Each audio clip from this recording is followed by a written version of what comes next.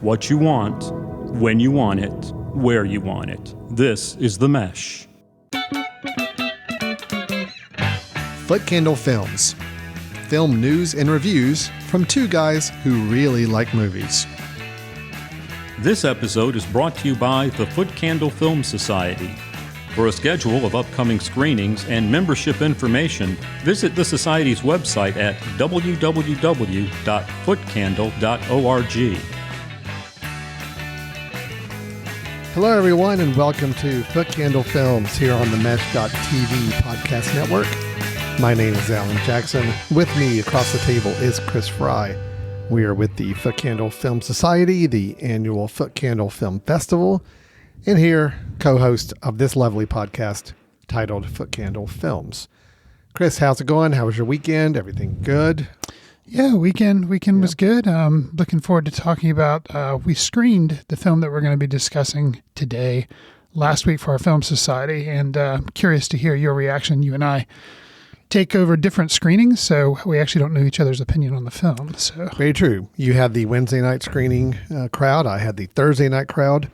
So yes, we have not had a chance to swap notes on this particular film, but we will be reviewing the film Sentimental Value. That is the latest from director Joachim Trier, starring Renée Renez and Stellan Skarsgård.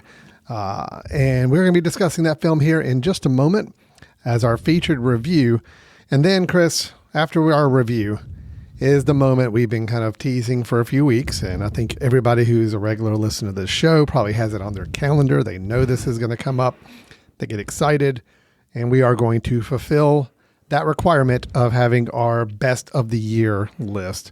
Chris and I will be sharing our top 5 films each of the year 2025, as well as our biggest disappointment from the year and our biggest surprise of the year as well. So we're going to be doing all of that. That's going to make up our news section of this week's show. And then, Chris, you also have a recommendation, I believe, of a film that you want to share with us at the end of the podcast. So that just gives even more reason for people to stay to the end of the show. So make sure not only they hear the top 5 list, but they also get to Chris's recommendation at the end of the episode to build your ever-loving, ever-growing watch list larger and larger, like mine has. Sure. It's really scary. I keep a watch list in Letterboxd. Okay. And man, I made the mistake of going back to it like this weekend just to check. I say, I might be able to squeeze in a screening. Let me see. I'm like, oh my gosh, my watch list has gotten way out of hand. I'm going to have to do some pairing, I'm afraid.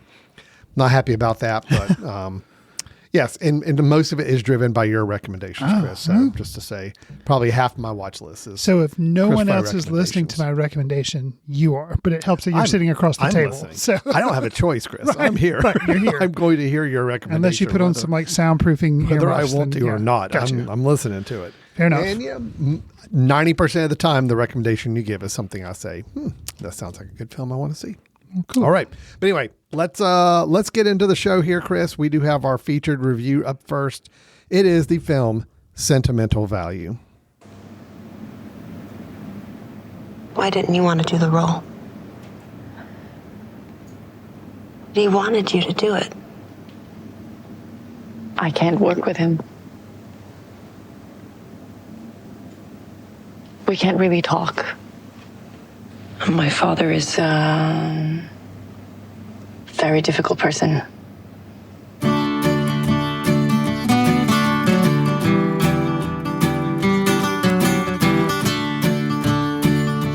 Du kan ikke bare late som han ikke er I byen, kan du det? Hva prøve? Er det han? I wish that I knew what I know now. When I was younger. Sentimental Value, the latest film by Joachim Trier, just fresh off the Golden Globe Awards, which happened last night as of this recording. I don't know who won what, but I do know that Mr. Stellan Skarsgård did get a Golden Globe for his performance in Sentimental Value.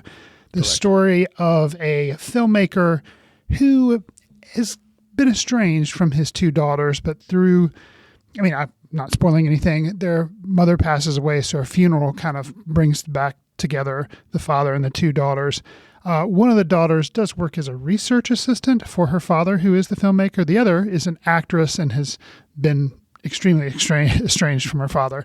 But events in the film cause them to all interact together. Joachim Trier, he's made a previous film with Renette. Gosh, how do you say her name? It is a challenging one. I struggled with it. Renette Rinsva. Rinsva, I'll give Rinsva. She plays the daughter Nora. She's an actress, and she, kind of is approached by her father to be in a film that he's going to make, and complications ensue. Joachim Trier made a previous film with her, The Worst Person in the World, which she received a lot of acclaim for. In the film as well, we have Elle Fanning playing Rachel Kemp, who's a actress that Gustav Borg, Stellan Skarsgård's character, brings in to play a role in the film that he's making. And also, I think I should note, probably I'd never heard of her before, but I feel like we'll get into discussion. She is somebody we want to maybe pay attention to. Inga Insbacher Lelas, I'll say. She plays Agnes, the other daughter of the filmmaker. So, all of that said, Alan, kick it off. Just what'd you make of the film? And I guess also, do you think Stellan Skarsgård's Golden Globe was warranted? Sure, I can take those questions. I have a high opinion of this film. Okay. This film was kind of another one of those that I'm right in line with, right from the premise, right from the hook of the film, which is, you've got this estranged family, daughter-father relationships, different levels of fracture through generations, an exploration without beating you over the head of what's going on to understanding the nature of their relationship. And you start to, I love films where you're learning about people as the film goes along. And it's not let's just tell you about this character and now we're just going to watch and see what they do. No, it's, very little about any of these characters from the very first scene, but you're learning the nature of their relationship, the nature of their background, some of their own issues, demons that they're all facing, all happening within the construct of a house. A really, really cool house, by the way. I mean, it's just, I love that way the house is a character in this absolutely film. It absolutely is, and I think it needed that kind of framework to make this all work. But no, I am a good fan of this film, and it's acting is across the board really, really strong in my opinion. There are some moments I did not expect of flashbacks, recreations, kind of films within a film right, type thing. Which, when I first heard that this was a kind of about a director and there may be some elements of making a film within the film, it's like that can either work or not work. It can be a little eye rolling if done improperly. This one did it just right. The film, there is a film process happening, but it's very tangential to really what the drama is between these three main characters. But the house itself playing that role, and then even by the end of the film, it has a slightly different role to play in it as well. It just all worked. It all worked. I really, honestly, I can't criticize anything in the film. I don't think there's anything that doesn't work. Could I have used maybe a little more, just a bit more conflict, a bit more higher drama moments, maybe so, but not enough for me to say that there's anything wrong with this film. I think this works really well. This is the kind of film that I enjoyed talking about afterwards, which I think is a good sign of a film if we want to discuss it with the audience. I know at least in my screening on Thursday night, we had a really good discussion about the film. I mean, and people wanted to talk about it, which was kind of nice. Right. So, I'm a fan. I do like this film, like it quite a bit. I think I like it a little bit better than The Worst Person in the World, which I did like as well. This one I think I like more. Anyway, and I could really go into some of the performances, but you already mentioned their names. Anybody you mentioned in the setup, yes, they are really good in this film. Sure. Renate Rencez is very, very good. Stellan Skarsgård, did he deserve to win the Golden Globe? Yeah, I think so. I think, it was a really good performance. Elle Fanning, I thought was really good. Elle Fanning surprising me this year. And I think two really good performances in two very, very different films with Predator, Badlands, and Sentimental Value. I'm like, she's really good in both of them. And then you mentioned Inga. We'll just say Inga. Yes, Sure. not familiar with her at all, but yes, she rounded out the trio, or if you want to include Elle Fanning, the foursome. Sure. Very, very strong. And so, no, I am a fan of this film. So, all right, Chris, I've rambled. Toss it over to you. What are your thoughts on sentimental value? I also really enjoyed the film. I was fortunate that a lot of times when we screen films for our film society, it's the first time you and I have seen it too. I had the chance to see it before, so I got to kind of sit back. I already knew the story and just kind of enjoy the elements. I liked it the first time, but I really appreciate it even more this time because I didn't have to try to keep up with the story. I knew the story, so that helped me appreciate things and Can I pause you just for a second? Yeah. What you just mentioned. How great is it when there's a film you like, you've already seen it, and you now get a chance to just watch it a second time, just like you said, Right. where you're not having to put any mental exercises it's awesome. in to like process the film. It's like, Sure. Nope, I know what I'm getting. I know what to expect. I can just enjoy it now. So yeah, it's a nice feeling. Anyway, Yeah, sorry, and go right ahead. you already know. You don't have to like struggle to think about what am I going to talk about during the discussion. No, I knew. I was like, here's some things I'm probably going to mention. Yeah, that's great. No, so it was awesome. And I think for a lot of things you said, I also appreciated about it. The thing that, okay, so again, I'm on a first name basis with her because I struggle with pronouncing her whole name. Inga, the thing I liked about her was her character and the actress she was going toe to toe with Stellan Skarsgård and Renate Reinsve and a little bit with Dakota Fanning or Elle Fanning, but not much. But she was holding her own. It was like, it wasn't like, oh, here's this unknown that I don't know. And, no, it was like toe to toe. It was amazing. It was awesome. Elle Fanning, the reason why I agree, I echo your things with like, she surprised me twice this year. I think her role in this film is her degree of difficulty is pretty high because in the course of the film, she's brought in to play a role in the film that Gustav Borg is making. And she has to kind of struggle with what he's asking her to do. And you can't it would be too easy to be like, oh, she's just a, famous Hollywood actress that's really kind of an airhead or something like, and make it kind of a joke. Right. But that's not what's going on here. It's like, no, she's a serious actress. She has a career. She's thought well of. She's been kind of on the festival circuit and all this kind of stuff. He brings her in and she's trying to get into the role and just that whole dynamic that she has to play about what am I doing right? What am I doing wrong? How do you want me to play this? It was kind of a, inside Hollywood, inside filmmaking type thing that was just really interesting to see. And I think a lesser actress wouldn't have been able to kind of pull it off the way she did. So I really appreciated that. Agreed. You talked about the house as a character, which I agree. From the very opening of the film, you see a kind of a scenic shot, and then you see this house shot from different close-up angles, and you hear the recitation of an essay that Nora, as a young person, wrote about the house and how it would breathe, and it liked noise or didn't like the noise of the kids running around. But then when certain silences happened, it really hated those worse. And all this, like, you're from the opening moments of the film, like, okay, yeah, I'm going to dig this. I'm locked in. Yeah. And I think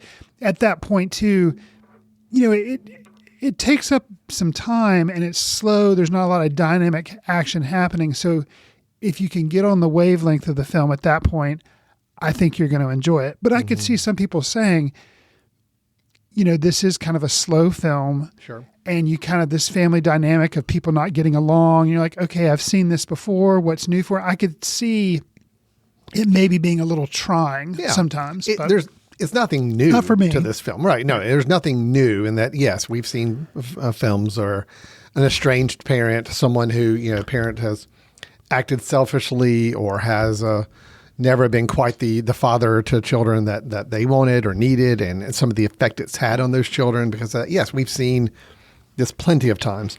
So the key is what makes sentimental value work as a good film is the performances are so strong, the writing of what these characters are saying or not saying to each other is extremely strong as well. And it's in a really great setting. I did read after the film that just a little bit, I was just reading up on some of the production of the film and history of it. And the whole idea of we see flashback scenes of children listening through like a stove Wood that stove, had yeah. open pipes going to another room so they could actually hear what was happening, what adults were saying in another room. And that whole idea, that's the thing. It's like, well, the structure of this house lends itself to there's separation between rooms, but yet what's happening in another room is still having some impact and influence on the younger ones in the rest of the house. And that's kind of that really is the kind of the core of the film is like, yeah, this guy Gustav is doing his own thing. You know, he's kind of it's just a little bit the stereotypical. He's a film director and he's very obsessed with his films and kind of has taken that as his love, and to some degree, where the daughters have felt misplaced on that. Yeah, to some degree, but they also have been privy to what's been happening and understanding with their mother and father and the family relationships. They're hearing, they're picking up on it, they're knowing what's going on, and we see the impact on them. Again, not a novel idea, but the way it's presented and given to us with the performances made it still worthwhile and enjoyable enjoyable. Sure. Is an odd word to say with a film that there's a lot of pain and sadness in it, but overall I still felt like it was an enjoyable watch with that. I thought there was interesting, good cinematography in the film, but one thing that as far as editing is concerned, I thought it was something interesting that came out in the discussion after the film that I was like host of.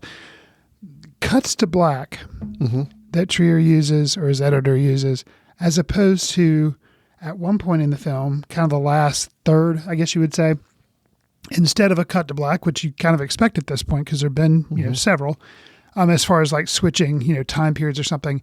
Instead, there is I'm going to call it a shot of revolving faces, morphing faces of the father and the two daughters. And it's kind of like a special effects sequence where, it happens for a little bit. So on a black screen, you just kind of see their faces floating and that dissolves. I thought that was interesting. Mm-hmm. And folks asked after the film, like, why that? Because there's nothing like that kind of in the rest of it. Why that there? And I'll throw it to you first and see if you have, but then I'll throw the explanation that was kind of workshopped in our discussion. So what do you make of that part of the film? I mean, I think I got from that even though we've been spending the last hour and a half exploring how these three individuals have had some fracture between them because of their family dynamics, there's still stellsimilarity between these three. There's still some, I mean, even somebody in our audience Thursday night asked if Stellan Skarsgård and Renette are related in real life. It's because they just favor each other so much. I'm like, well, no, I don't think they are, but right. But it's just the fact that they did cast this where you could see these three being siblings, sibling and father. And I think that's a little bit of that is that let's examine the similarities between the three because they blended into each other fairly seamlessly during that special effect. Anyway, right. That's what I got from it. Well, and I think, and what kind of came out, I can't take credit for it. An audience member threw this out, and I was like, okay, I'm going to go with that because I really like that interpretation. And she was the one, she asked the question, like, I found it distracting. Yeah. I didn't really like it. And I was like, well, like Worst Person in the World, a previous film this guy made, he had an effect, kind of a special effect shot where the character was walking down the street and everyone else had kind of frozen. Yeah. And so I think he uses that as kind of like a wake up moment for audiences. I said, this to me, it was just kind of like an unusual thing to try to draw some kind of, to make some statement, I'm not really sure what. And then the audience member offered, well, now that I think about it, I think maybe it was an attempt to say this film, sentimental value, is not, even though we've seen all this stuff about he's trying to make this film, that's not what's important. What's important is what's happening between these three people and how they're all very similar in certain ways and how they're all struggling with trying to be a family. And I was like, yes, I like that. Yeah, as opposed to just cutting to black and then going to the next scene. It was like, that was an attempt to kind of make something different about how, and I was like, yes, I like that. I think that's a good take on it. They're It is a slow film. I mean, I think that some people who may try with the pace of some films may find this to be a bit trying. But even despite that pacing, there are some moments of some scenes, and they are heavily dialogue driven, because that's really what's kind of making this film work in a lot of places. Two I got to call out right away is one scene with Stellan Skarsgård and Elle Fanning, where she is discussing concerns she's got about her role and making a decision about that role she's going to play with him. I'll just say it's on a porch, I think, or some sort of porch discussion. Really, really good. I just thought, it elevated the Elle Fanning character of Rachel Kemp for me quite a bit. Sure. It's just any thoughts you had that she was being dropped in this film just to kind of be the antithesis to the two daughters, like, oh, I'm this blonde, bubbly, kind of spacey actress that's just all celebrity. No, it showed that she's really good, and it did make an interesting performance with Elle Fanning, like you said, having to kind of play a multi-layered role. She is an actress playing an actress who's struggling with a role that she's being asked to play. I'm like, that was really good. Sure. And then there's a great sister scene between Renee and Inga late in the film, where I'll just say it's kind of it's an admission, and it's kind of a opening of where Renee, we learn some things about her that she has done in her past, or some things that she has struggled with, and we're learning the true nature of the relationship between these two, and kind of how one has needed the other much more than I think they realized. Anyway, it was really good. It was just well acted, well written, great scenes of dialogue. I think there's many of them throughout the film, but those two kind of really brought everything home for me. So yeah. I liked, and I would agree with that. This film has a lot of layers, and seeing it the second time, I recognize even more. There's just a lot to discuss and a lot to process. And I think if I saw it again, I'd realize even more things. But I will say, all this to say, we say it's a very, deliberately paced film. It is, there is a lot of, it's subtitled for the most part, except a lot, there is some English. It's subtitled, yeah. When Elle Fanning's talking and stuff. But it's kind of a dense film in many ways. But the elements of humor that were in there, I found to be really entertaining. I saw your two lines of dialogue. So there are two lines of dialogue. Won't give anything away about how it's used, but there's one that's the one from IKEA is a question like somebody throws back at somebody, and then a statement that's made is there's nothing worse than children with jazz hands in a film, and those kind of, and then the weight of what's behind those statements. Yeah. And what it's like, man, good screenplay, good delivery of those lines, and and there were other little things too that were kind of funny. Even they're tense, but the way some of the arguments would happen between Nora and her father Gustav, like it could have been just played for nothing but extreme drama and very uncomfortable. But the way it was kind of like they knew they were picking at one another, especially the daughter kind of attacking the father. But it wasn't hard for me to watch, because it was kind of like, okay, I see what's going on here. And it was like clever people trading barbs, and that kind of, that made it more enjoyable than it could have, because it could have been like, oh God, it could have been like a lot of yelling and shouting. You'd have been like, oh gosh, That was a much more clever film than that. So I completely even forgot. I was actually, when I saw this at the beginning of the film, I was even telling myself in a note, oh yeah, I got to make sure I mention this in the review, because I love this so much.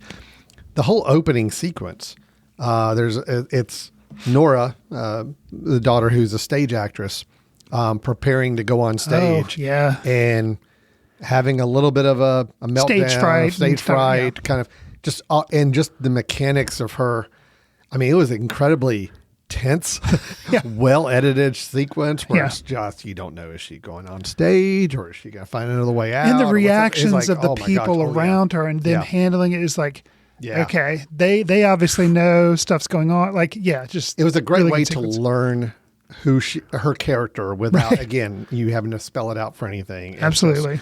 And then there's even a callback later in the film where she goes on stage again and just watching the stagehands Yep. reaction. as Yeah, she's not doing saying it. anything, but the dialogue of their eye contact It's so back and good. forth. It's Yeah, like, okay. so I just, Yeah. even watching that opening scene, I'm like, okay, yeah, this is really, really well done. So, Sure, Very good. yeah. Anyway, it's good stuff.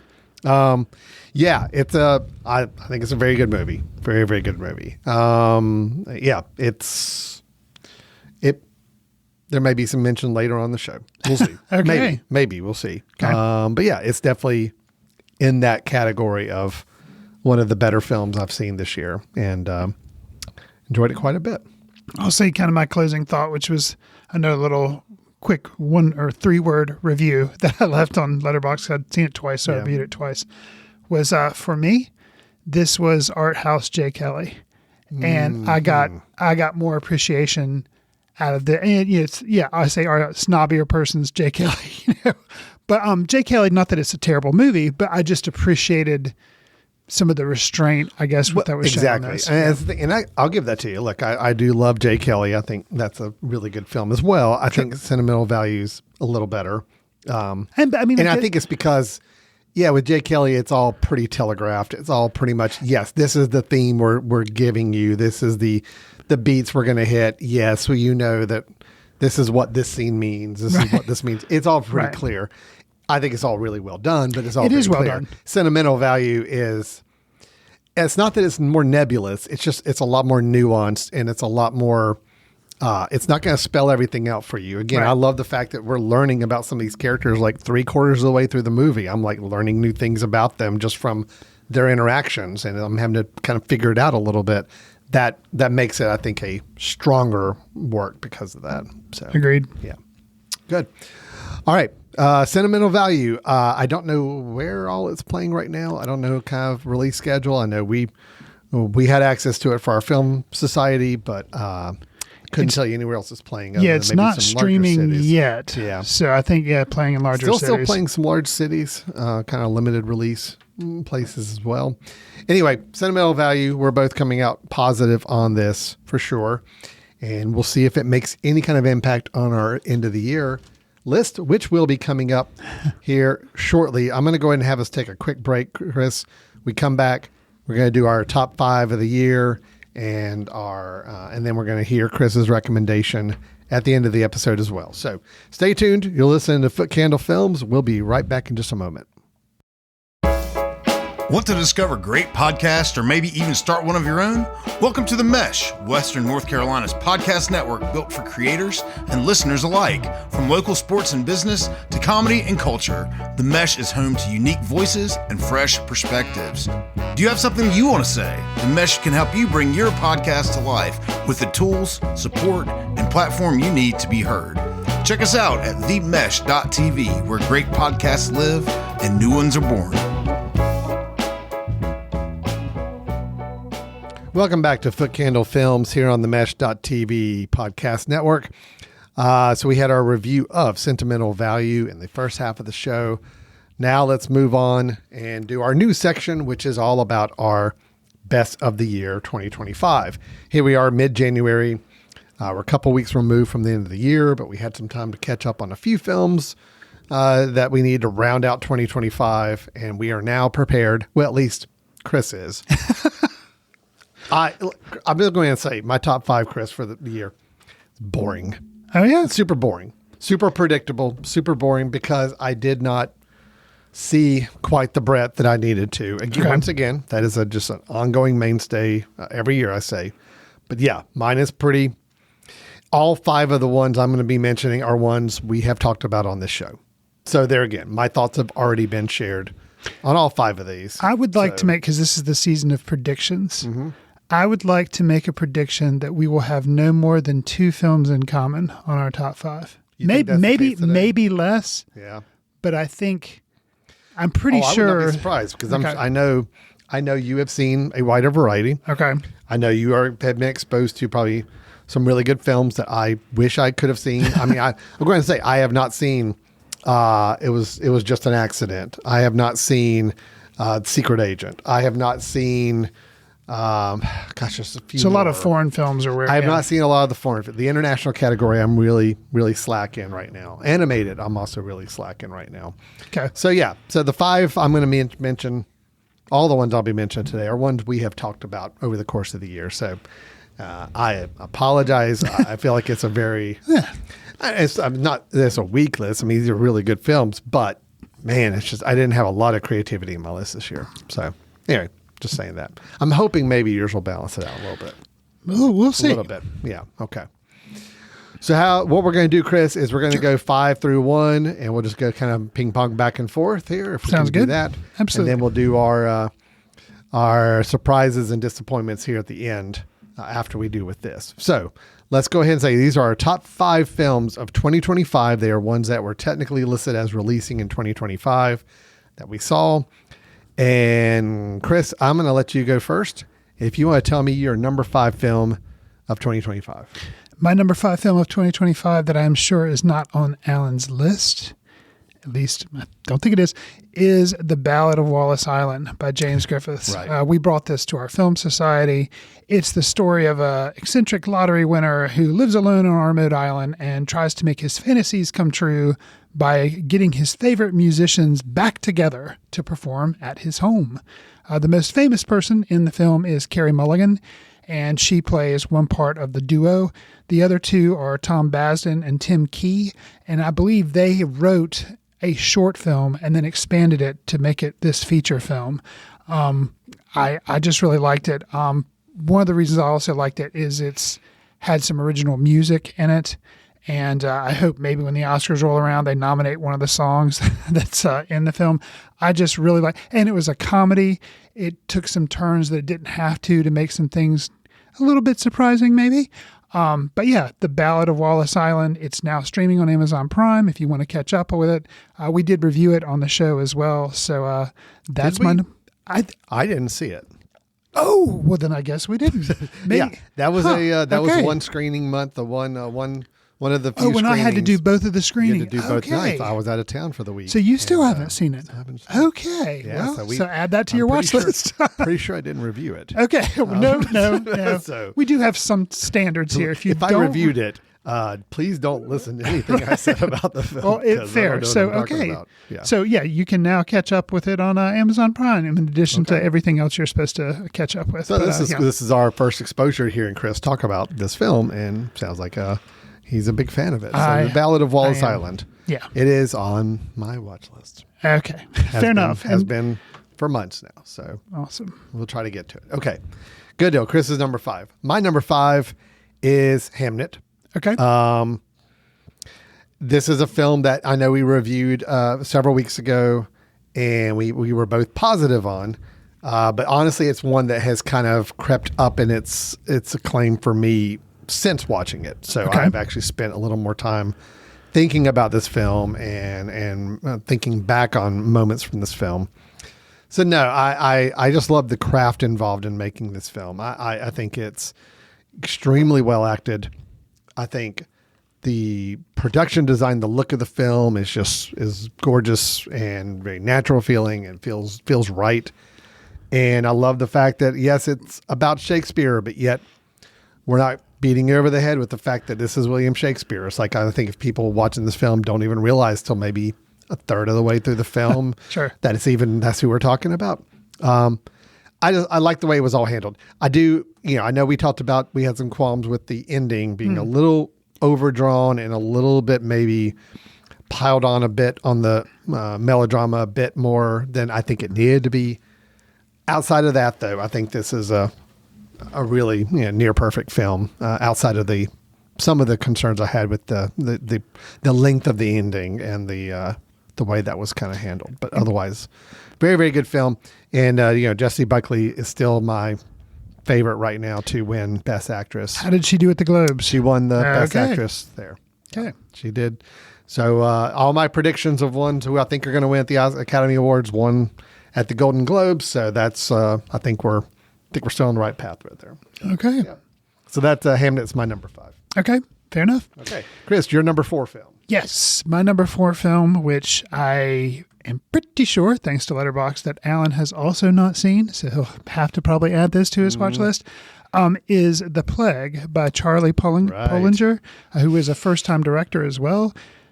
This is about a socially awkward group of teens, well, one specifically, that endures the ruthless hierarchy at a water polo camp, his anxiety spiraling into psychological turmoil over the summer. That description from Letterboxd. But I really enjoyed this film.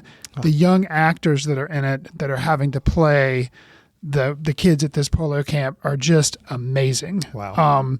It's kind of Lord of the Flies meets The Fits. If you remember, The Fits is a smaller film that was about young girls at like a dance camp thing. Kind of experiencing some very some weird things, odd malady that right, kind of would just do weird things to them. So this is kind of like a mashup of those two. And the score, some people are not very high on it. I am high on it because it's just very odd and jarring. And seems like it's from a lost Stanley Kubrick film. Oh, wow. And the cinematography in this, some of the underwater cinematography specifically, is awesome and amazing. So I just think there's a lot to praise about The Plague. The Plague. Yeah. And I love that. This is one you brought to my attention. I did nothing. I had not heard anything about this film. I didn't know anything about it. And you mentioned it just in the last couple of weeks, and it kind of rose in my list of my watch list there because of that comment. So the two of the big, let me see if I can come up there. So Caves Martin and Everett Blunk, they're two of the young people that are in this game, and their performances are amazing. Added to that, what's kind of cool, and you're thinking maybe the reason the movie got made, is Joel Edgerton's in it. Mm-hmm. And he plays kind of the coach or the instructor at this water polo camp. And he could just be a passing face, but no, there is some weight to some of the things that he has to do. Mm-hmm. And it's really cool to see like this big name actor and then just there with these little kids and just kind of, I don't know, it was really cool to kind of and if he did have anything to do with getting the film made, way to go, Joel. But it was kind of cool to see a familiar face in this otherwise a bunch of, people I'd never seen before. Yeah.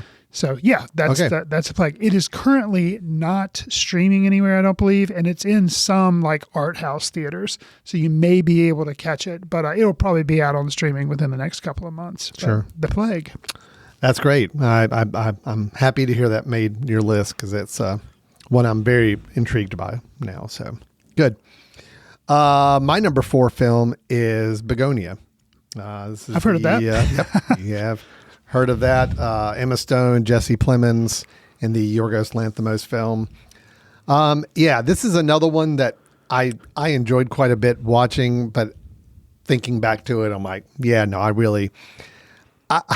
I like the fact that it was, quote, lighter Lanthimos, which is kind of odd. It's like, not in terms of tone, but in terms of like complexity. Okay. It's like, it's not as hard to follow. It wasn't as hard to follow. It wasn't quite as sprawling. I mean, Poor Things was just a big all movie over the place. with so much going on, so many characters, so many things. Right. This is like basically 3 characters, 3 people with a relatively simple premise that, yes, some interesting, fun things are done with it, but overall, I just felt like this is Lanthimos saying, all right, what can I do with minimal cast and a more tight single setting that can be a really interesting story that is both A, entertaining, but also B, does have some things to say about how we as a society glom onto ideas and information and misinformation and our view of different hierarchy structures in our society. I mean, there's a lot there.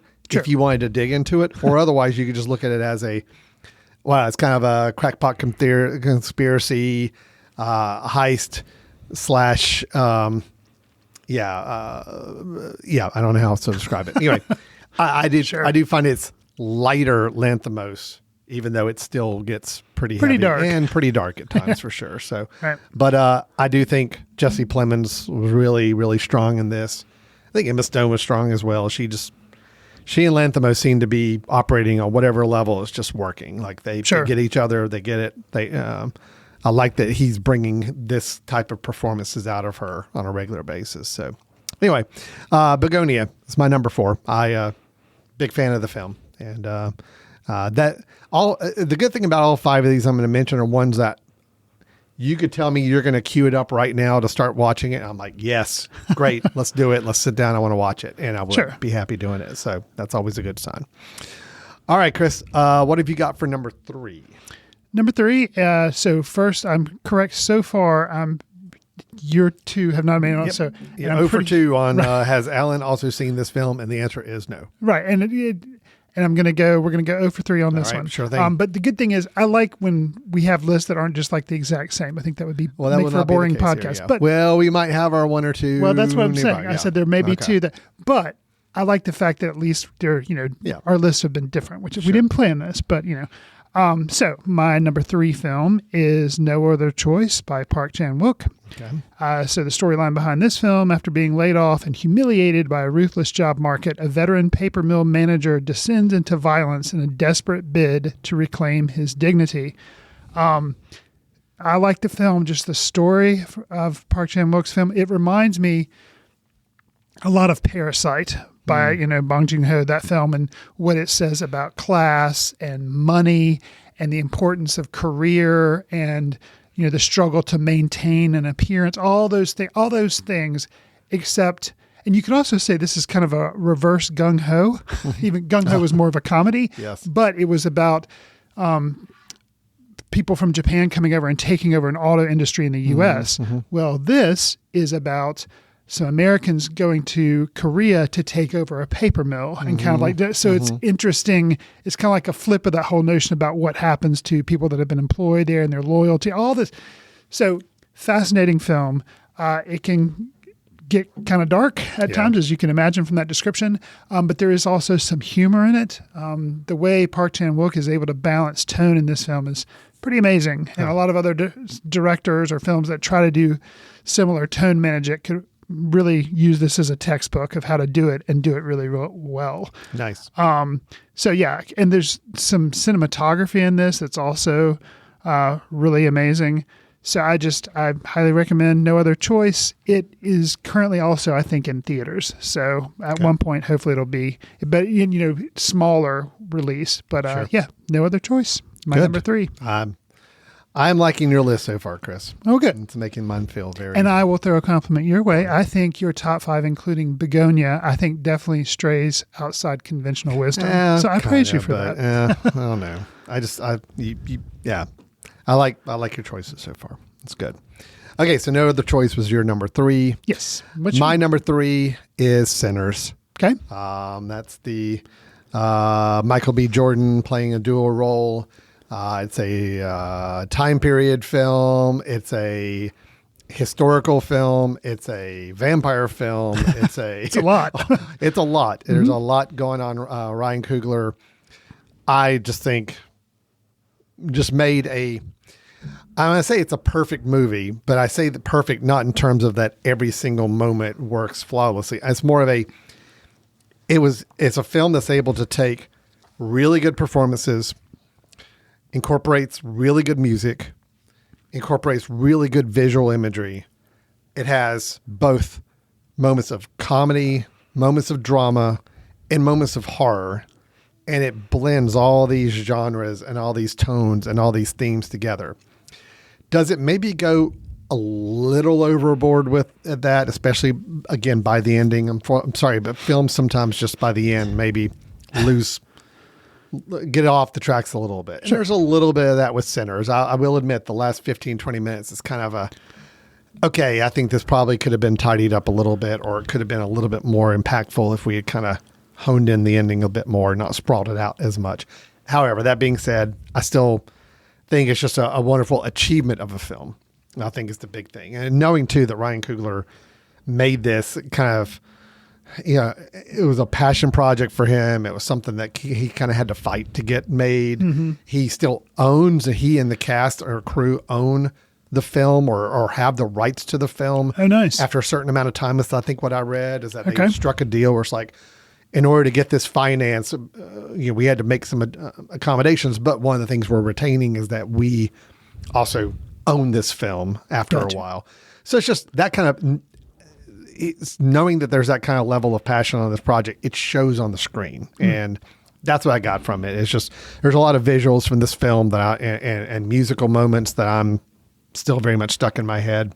And, look, if you can make a really cool, fun, violent vampire film that while also exploring some interesting themes from the time period that they're in, and then you tell me it's all with a dual performance by Michael B. Jordan playing twins that I thought was a really great performance. Typically when somebody's digitally playing two people on screen, you feel it after a while.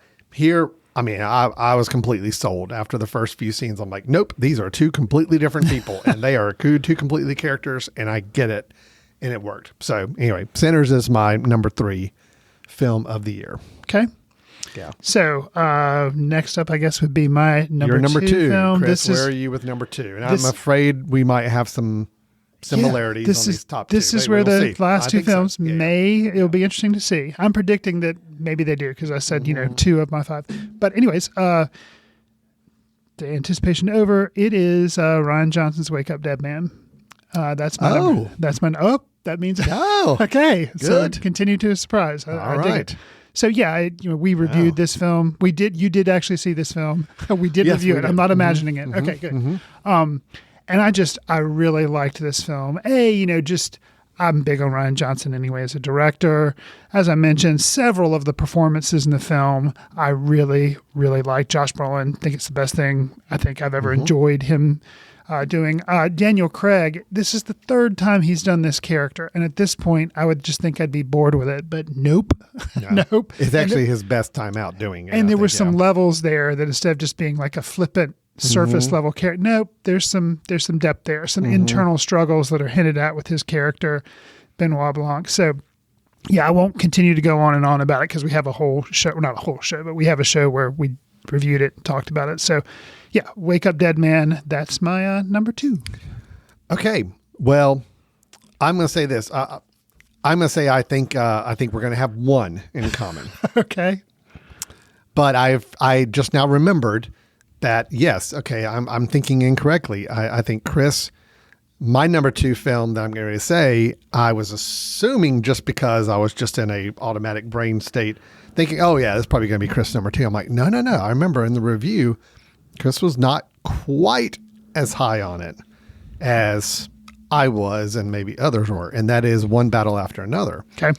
So you're right. Yes, that was me mistakenly thinking, oh, Chris was like every other critic and things. I'm sure he has it up there. No, he doesn't. And that's cool because, I remember you had a couple little nitpicks about it.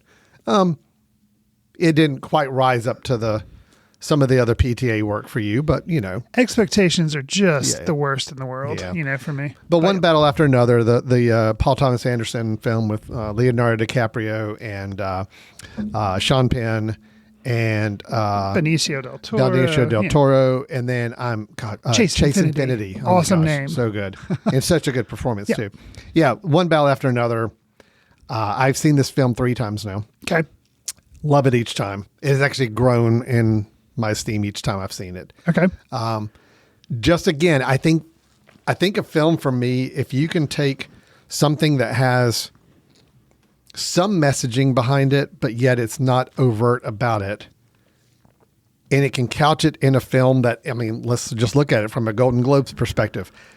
Is it a drama? Is it a comedy? And it's a little bit of all that. And it's like, that works. It's like, I don't need it to be pigeonholed one way or another. It's like, yes, there are some incredibly funny moments in this film.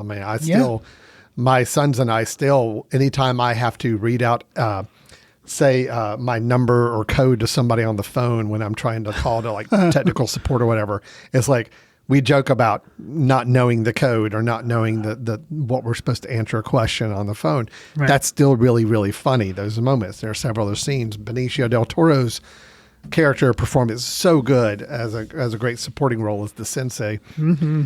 It's so good stuff. But then you've also got some really heavy, dramatic, harrowing moments. Chase Infinity especially has some scenes that are they're tough to watch and they're tough to absorb, but man, you blend all this together into a really interesting family drama. That's what it boils down to at the end of the day. But you also got is it the Christmas Society? What is the name Christmas of it? Adventure Society? Christmas Adventures. Yeah. That's Or it. Christmas Adventure, yeah. And that kind of thing running through it as well. It's just, okay, all right. This film is cooking on firing on all cylinders. I'm a big fan. So One Battle After Another is my number 2. Okay. Yeah, for sure. Okay, so yeah, I'm curious. I'm still curious how our lists are going to end up shaking out. So, my number 1 film. Okay, we'll have to see if I'm surprised by this or not. Okay. I don't think you will be, but we'll see. My number 1 film of 2025 is Weapons. Yes. Okay. Same as it's my number 1 as well. Okay. So we can both chime on this together. Yeah. So, and honestly, what puts it number 1 is, if nothing else, you can go back to our review, because we did review this on the show, as Alan has seen it. When the credits rolled on that film, I was like on a high. I was like, oh my gosh, I love this film. Like I couldn't wait to see it again. With all the other stuff I had to do, I've only seen it twice, but I did see it again with my wife, because she was like, what is this film you keep talking about? And I was like, okay, we'll watch it. And it was like, it lived up to it the second time. So I had a really good theater experience, which helps push it to the top. And then seeing it again with my wife, it was just, there's so much, the writing, the acting, it's an ensemble.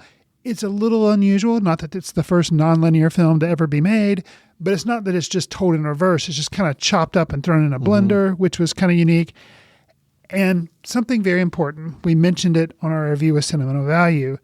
Opening shot or an opening of a film, you can say, okay, this is interesting, or like maybe it doesn't pull you in, or maybe it does, or But this opening of this film with George Harrison's Beware of Darkness playing over a montage of kids running like Naruto style with their hands down by their sides, just so creepy, but just so engaging and fun. Like I could feel me getting more and more excited as I listened to it.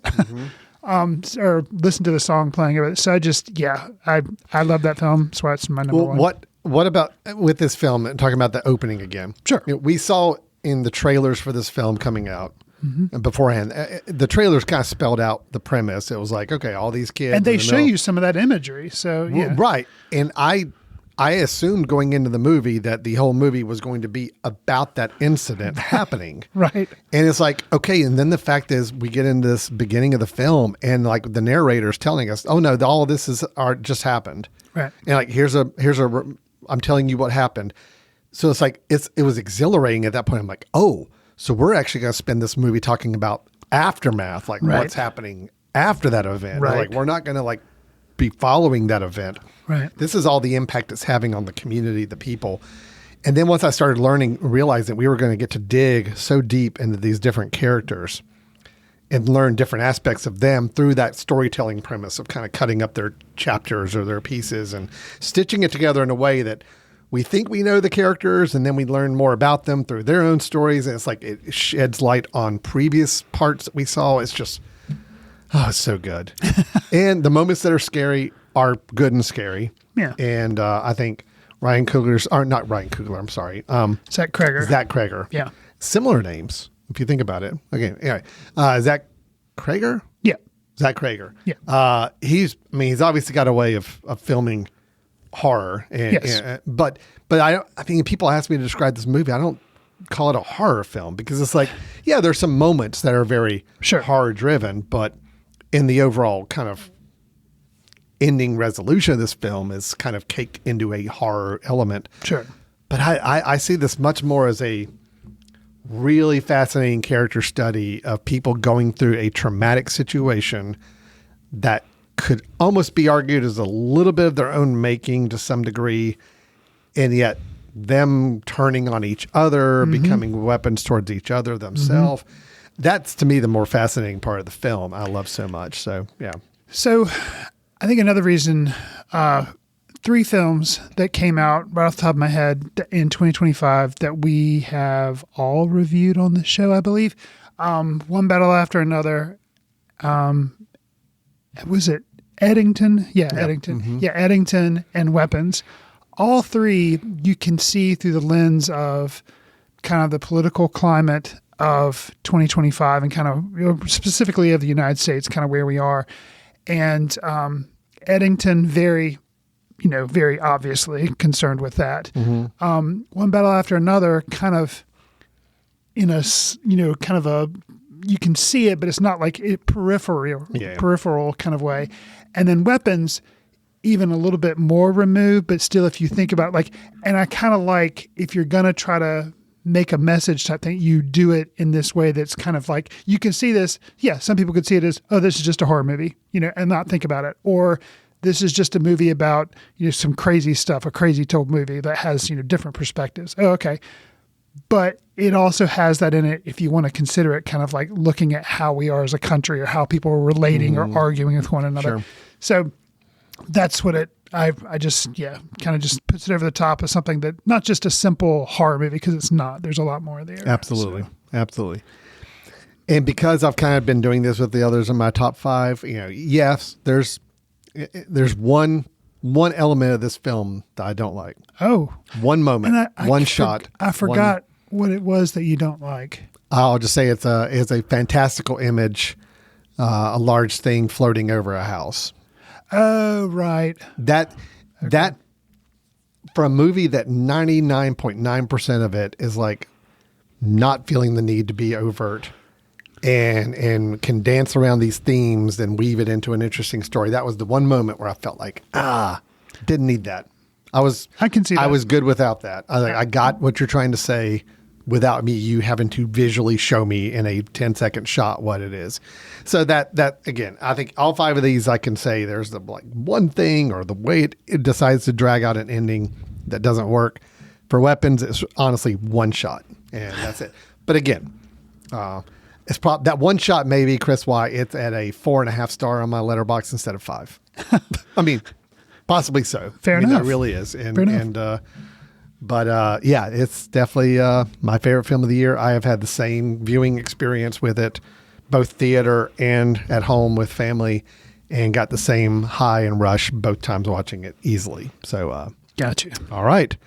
Well, we had one in common. Yeah. It was the top one, so that's kind of cool. Number one. That was kind of cool. Yeah. And I will say, for my part, I am shocked that Sinners and One Battle After Another are not on my top 5 because, they're definitely in my top 10. Yeah. But, just because I like to cheat and I feel like these films have to be mentioned, I want to do at least let you know. Oh. I do have Wake Up Dead Man is my honorable number 6. Okay. Okay. So it was close to that. I did not expect it to be your number 2, which is awesome. But it was my number 6. I do have Jay Kelly, 28 Years Later, and Black Bag, the Soderbergh film, all they were all similarly rated on my letterbox end of the year. They're all in the same kind of cluster of the 4-star and up, but just not, those 4 just didn't quite make the 5, my top 5, but they were definitely batting around in that same ballpark for me. So, yeah. So I'll go ahead and mention, since you kind of mentioned your other 5 and your would be a top 10. Sinners is in that list. Actually, One Battle After Another is still out of my top 10. Still out of the top 10, which I think is, that's cool. That's interesting. That's good. Not to say I didn't like it. I did. Sure. But I won't tell you real quickly 3 of the films, but I'm going to save the one because it'll come up later. It might come up later. Yeah. So other 2 of the films that make up Black Bag and Presence from Steven Soderbergh. I know. I liked Black Bag. I really liked it a lot. You did too. Yes. Presence, I liked much more than you.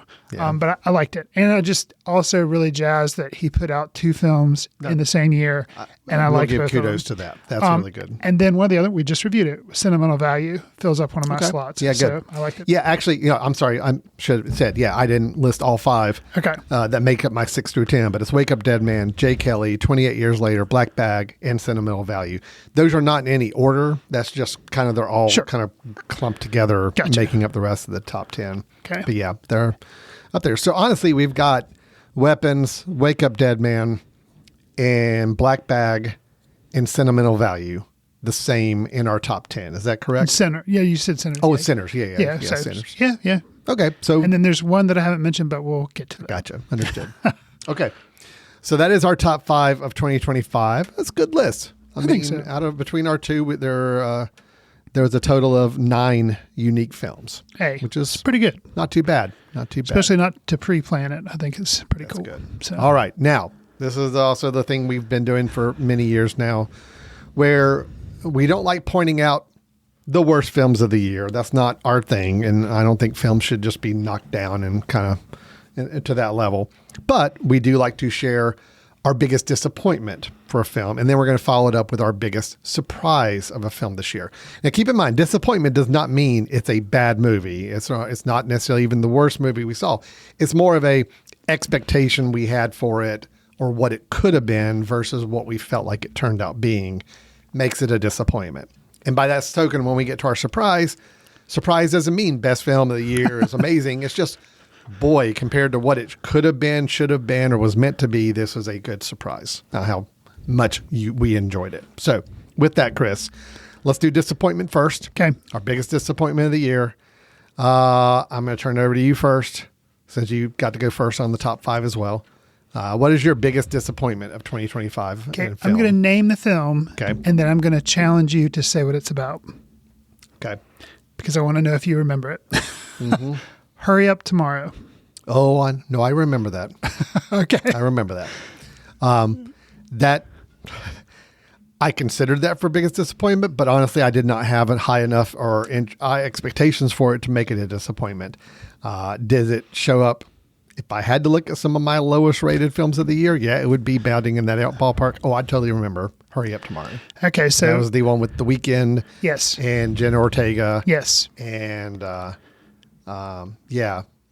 Yeah, and so for me, the reason it's the biggest disappointment is I think I can point the finger at myself as the reason we saw this movie and reviewed it for the show, because the director was Trey Edward Schultz. Yes, and that's right. I'm a big fan of his. Right. He did Krisha. He followed that up with It Comes at Night, and then the most recent thing he did was Waves, which I really liked. So I liked all of his films, but Waves I really liked.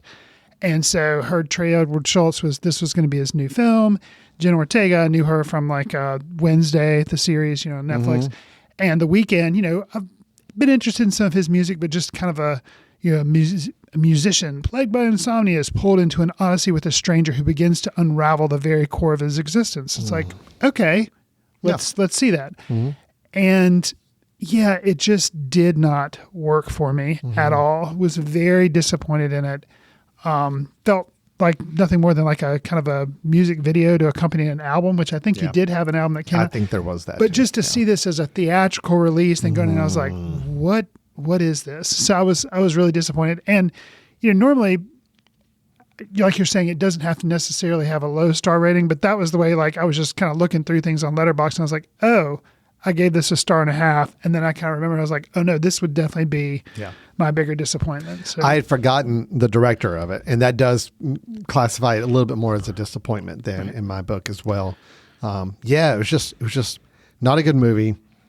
It should have been something that, it should have been a 30, 45 minute online video, basically a promotion of an album using visual imagery and some sort of storyline to do. But to make a feature-length film on the premise that, you do feel like the whole time you're watching a music video promoting an album. Right. It just did not work. So I'm with you on that. That was a big disappointment. I didn't have it on there because I just thought it was one of the worst films I saw this year. And I didn't really want to beat it down, but you brought it up. So I did. Okay. That's all right. All right. So your disappointment there was, I already forgot the name of it. Hurry Up Tomorrow. Hurry Up Tomorrow. Okay. My biggest disappointment, and God, this pains me to say, is Highest to Lowest, the Spike Lee, Denzel Washington film that came out this year. I did not think the film was that good. Okay. I'm not saying the film is horrible. Okay. I don't think the film was good. But the fact is, it's Spike Lee. It's Denzel Washington. There are expectations here. It's a remake of a well-known, well-written Japanese film. It is kind of got some crime elements. It's about the music industry. It's got there's a kidnapping plot. There's a hustle. I mean, there's all these elements. I was like, okay, this should have been amazing, and it wasn't. And not even, unfortunately, I didn't feel like it was good. Okay. It had so many hackneyed moments that were just, I think, overwrought for drama.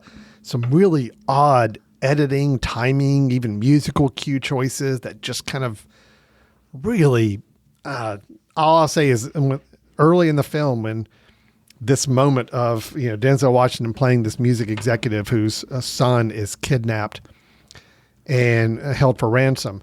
And the way we even learned that has just happened was so baffling and like choices. I'm like, why did you have this happen out here on a balcony where we can't hear? And then he comes in and it's just, he has to relay to his wife what's going on.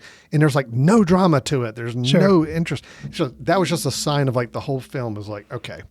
And don't even get me started on the incredible mechanics of this motorcycle team who figured out how to get the bag, hand off the bag between this ridiculously choreographed sequence. And then there's the guy, the mayhem guy from the commercials, who plays this over the top, ridiculous, stereotypical police officer. It just, so many elements just did not work. And I did not enjoy this film. And that's my biggest disappointment because it should have been amazing. Okay. And I'm a big Spike Lee fan. I have fought for so many of his films. I thought Da 5 Bloods was one of the best films that came out that year, and I really loved it. Okay. But this one just didn't work. It didn't work. Disappointment for me. So, Okay. All right. Okay. We got to end on positives. Yes. So let's do the surprises. We've done, that's the extent of our negativity on these reviews. Is That's those right. two films right there. Let's talk about biggest surprise of the year, Chris. So what do you have as your biggest surprise of 2025? My biggest surprise and my 10th best film of 2025 is Derek C. and Francis Roofman, starring Channing Tatum, Kirsten Dunst, Ben Mendelsohn, Lakeith Stanfield, Peter Dinklage. So great cast. And, Derek C. and Francis, he made Place in the Pines, Blue Valentine. So usually more of a serious, dramatic person. The tagline for Roofman is based on actual events and terrible decisions. Mm-hmm. It is, so like it says, kind of based on a true story of a former Army Ranger, played by Channing Tatum, and struggling father who turns to robbing McDonald's restaurants by cutting holes in their roofs, earning him the nickname Roofman.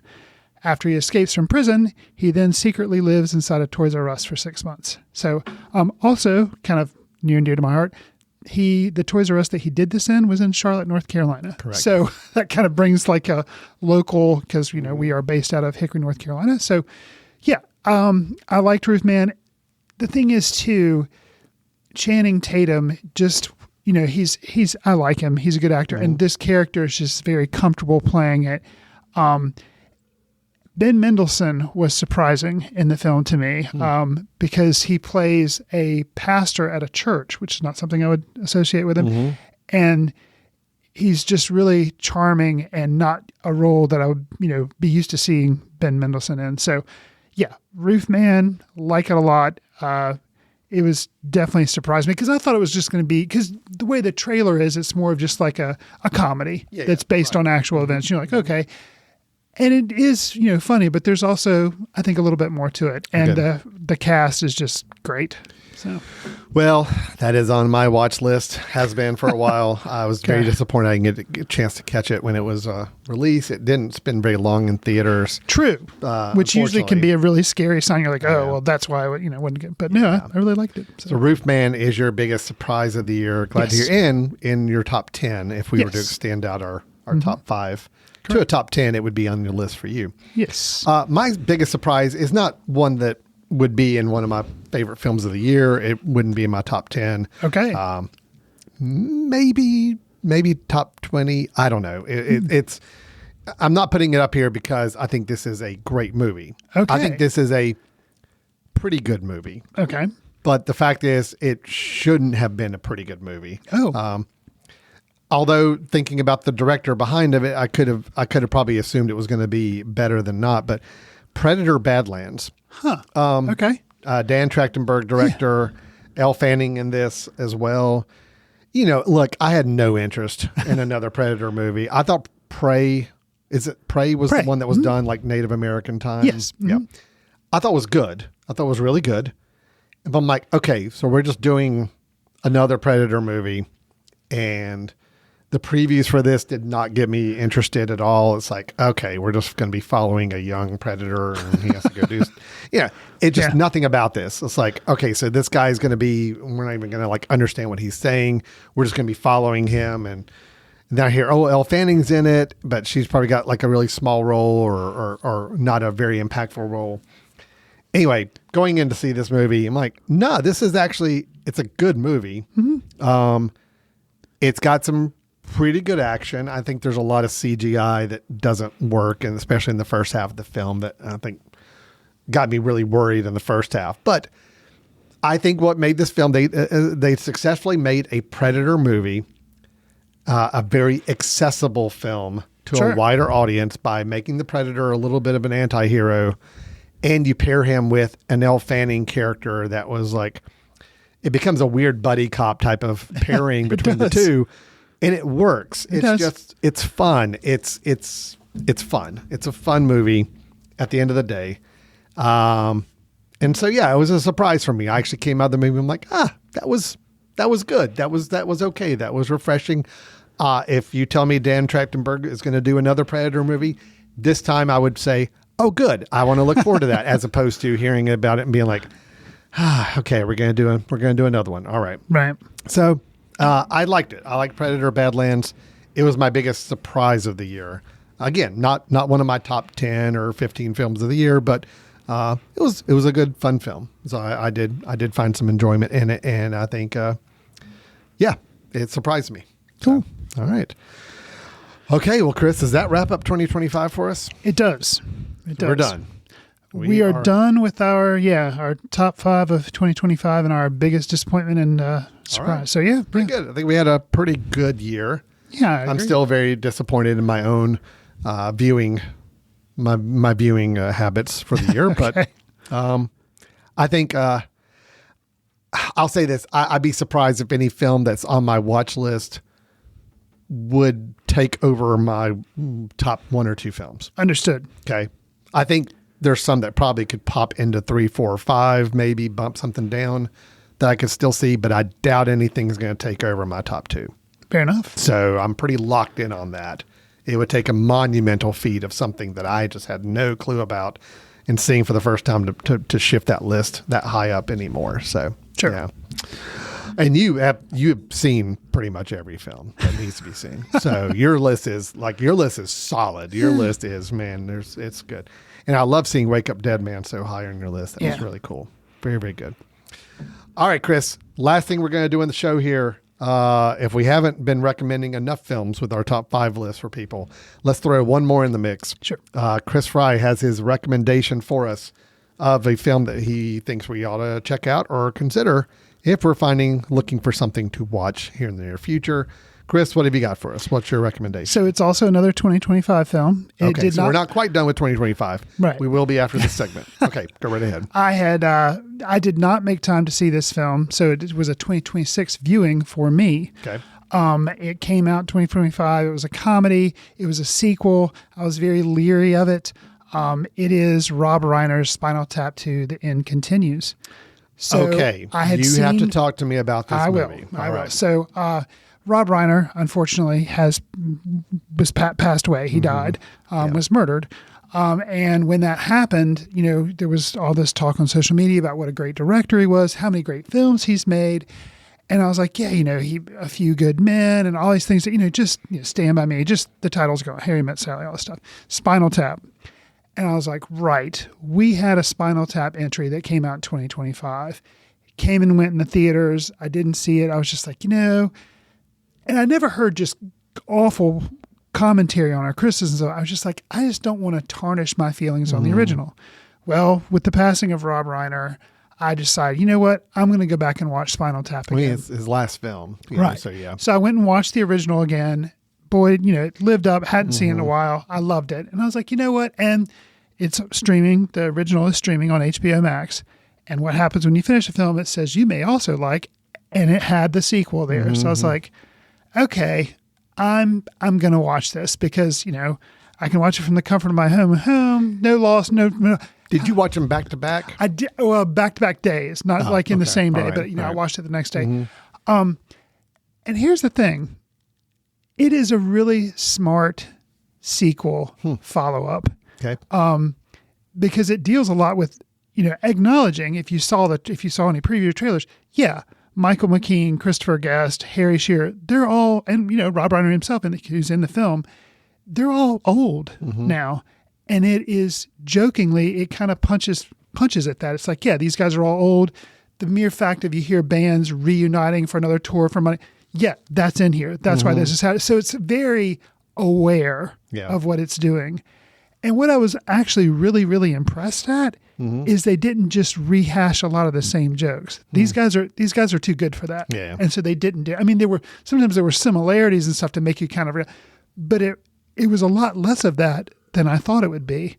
So I actually had a really good time watching it. I mean, is it a 5-star? No, but it's 3.5 stars and a heart on Letterboxd. Interesting. Wow. So I really liked it, and there's just I was curious, Chris. Sure. So, when this came out, it did kind of come and go Sure. quickly, and the buzz and the word on it was not great. right.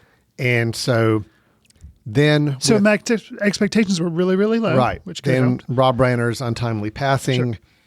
I was curious if there was going to be a little bit of a trying to make his last film a little more of a thing than it had come and gone. But I mean, it sounds like you were looking at it from a pretty good lens of saying, all right, well, let's look at this as a film and not just, we just want to recognize Rob Reiner and applaud his last film.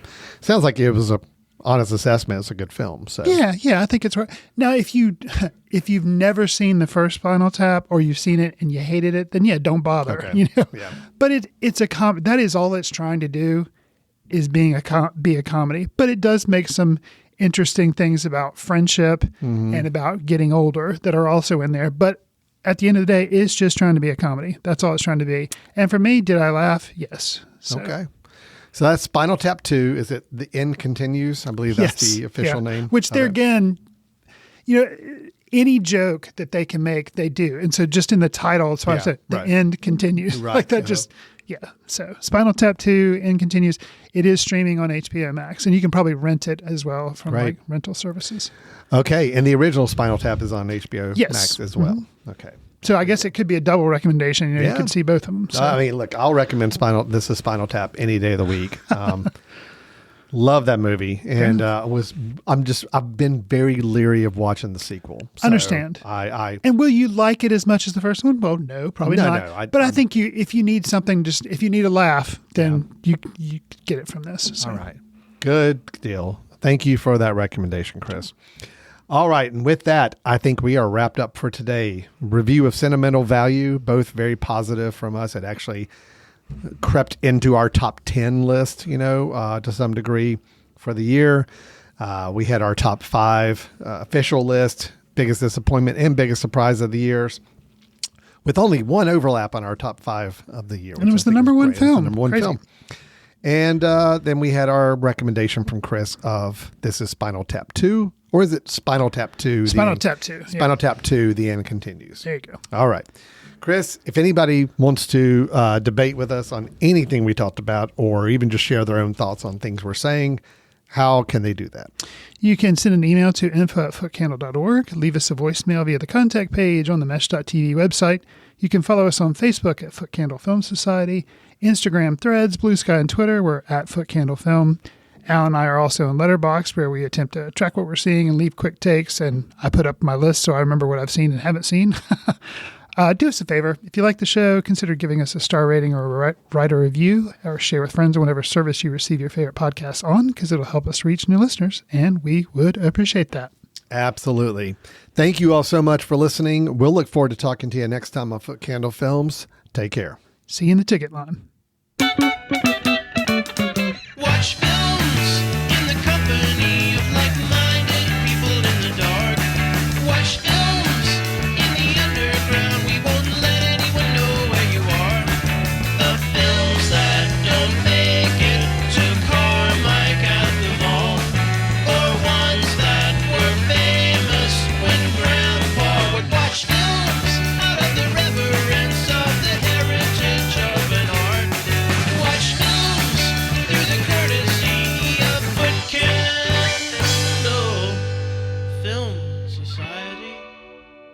Special thanks to Carpal Tuller for the show theme music.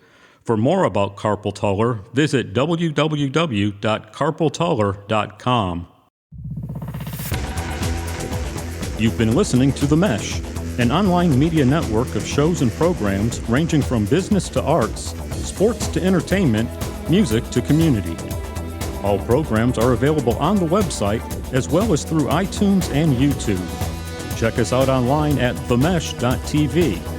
Discover other network shows and give us feedback on what you just heard.